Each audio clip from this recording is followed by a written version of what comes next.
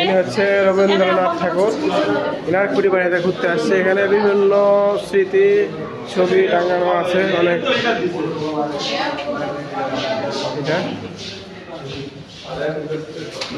এটা হচ্ছে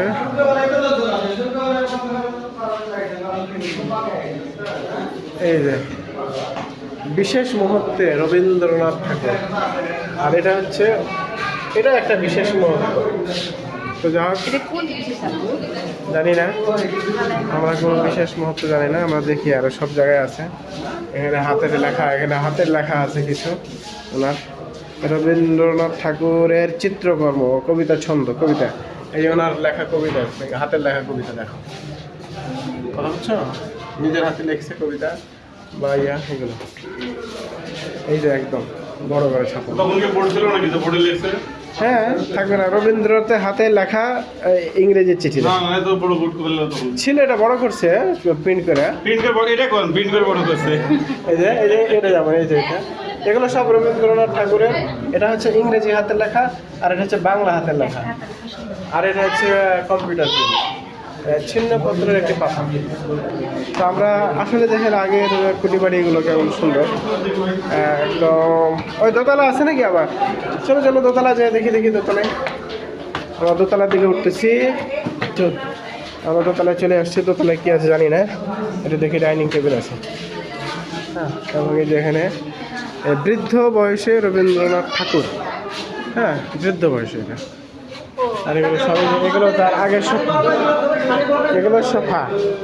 এগুলো সোফা রবীন্দ্রনাথের। আর এটা হচ্ছে ডাইনিং টেবিল। এই যে ডিম্বাকৃতির ডাইনিং টেবিল, সে অনেক আগে রবীন্দ্রনাথ ঠাকুরের ডাইনিং টেবিল। এখানে বসে হয়তো সে খাইতো। হ্যাঁ, আর এই যে সোফা, এই সোফা আর একটা সোফা, এখানে হয়তো বসতো। সে অনেক আগের আমাদের সোফা, রবীন্দ্রনাথ ঠাকুর কর্তৃক ব্যবহৃত। মানে এই সোফাটা রবীন্দ্রনাথ ঠাকুর ব্যবহার করতো। এর একটা বেলকুনি, এখানে তার হাতে লেখা অনেক চিত্রকর্ম, ছবি আছে। এই যে এইটা হচ্ছে বেলকুনির বাইরে বাস। এখানে এই যে দেখেন একটা বারান্দা, এখানে বসে হয়তো মাঝে মধ্যে হাওয়া খাইতো। আর এই নৌকাটা সম্ভবত নদীতে যাইতো। এটা হচ্ছে বোর্ডের একদম লোহার নৌকা, ইঞ্জিন চালিত স্পিড বোর্ড, চপলা, রবীন্দ্রনাথ ঠাকুর কর্তৃক ব্যবহৃত। মানে এটা রবীন্দ্রনাথ ঠাকুর ব্যবহার করতো। পদ্মা নদীতে যেতে হতো তখন এটা চলে যেত। হ্যাঁ, এই হলো রবীন্দ্রনাথ ঠাকুরের কুটিবাড়ি। এবং এই কুটিবাড়ি তো এই যে হচ্ছে, এটা হচ্ছে তার একটা কবিতা ছড়া।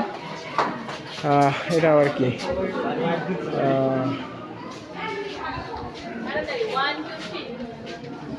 সবাই এখানে সেলফি নিতে ব্যস্ত। ওকে, থ্যাংক ইউ।